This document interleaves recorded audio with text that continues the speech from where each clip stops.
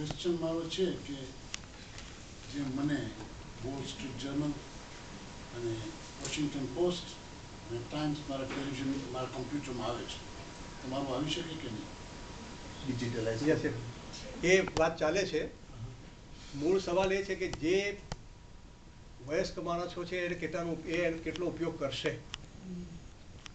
નવી પેઢી તો જેમ વાત થઈ, જયંતભાઈએ કહ્યું કે પૂછ્યું કે નવી પેઢી ગુજરાતી વાંચતી નથી. મારો સન અહીંયા રહે છે, મને વગાડીને કહે છે પપ્પા તમે આ ડિજિટાઇઝ કરો. પણ મને આ પ્રશ્ન થાય કે અમારા ટ્રસ્ટી મંડળમાં આ પહેલાં પણ વાત મુકાઈ હતી કે એને એની વેબસાઇટ કરીને એમાં તો દરેક અંક મુકાય. પ્રશ્ન એ જ છે કે ઉંમરલાયક માણસો જે એના ગ્રાહકો અને વાચકો છે, ભાવકો છે, અખંડાનંદને જેને ગમે છે અને વાંચે છે નિયમિત, એ લોકો આ ફોર્મેટ વાંચશે કે કેમ? અને નવા તો વાંચતા જ નથી, તો આ કરવું કે કેમ એ પ્રશ્ન છે. એણે મને સમજાવ્યું કે પેલું તો ચાલુ રહેવાનું છે, જે નવું વાંચે થોડું કદાચ તમારો વાચક વર્ગ વધે એના કારણે કદાચ. એટલે એ વાત ફરી હું જઈને ટ્રસ્ટી મંડળને કરવાનો છું. અને આજના જમાનામાં કંઈ બહુ અઘરું પણ નથી, એટલે થઈ શકે. આપણો પ્રશ્ન સારો છે.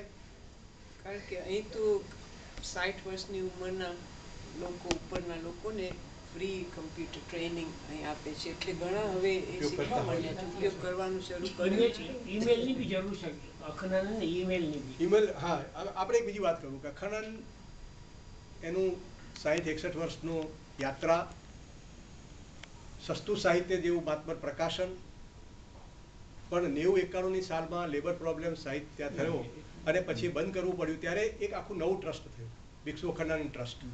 અને આનંદભાઈ અમીન અને એ પોતાના પૈસા લડાવીને, કારણ કે જે લવાજમ આવે છે એના કારણે નથી થતું. જાહેર ખબરો પણ બહુ ઓછી, કારણ કે એક નિયમ છે કે અમુક પ્રકારની જાહેર ખબરો લેવી, એટલે જાહેર ખબરો પણ નથી આવતી, એટલે એને સસ્ટેન કરવાનું બહુ મુશ્કેલ છે.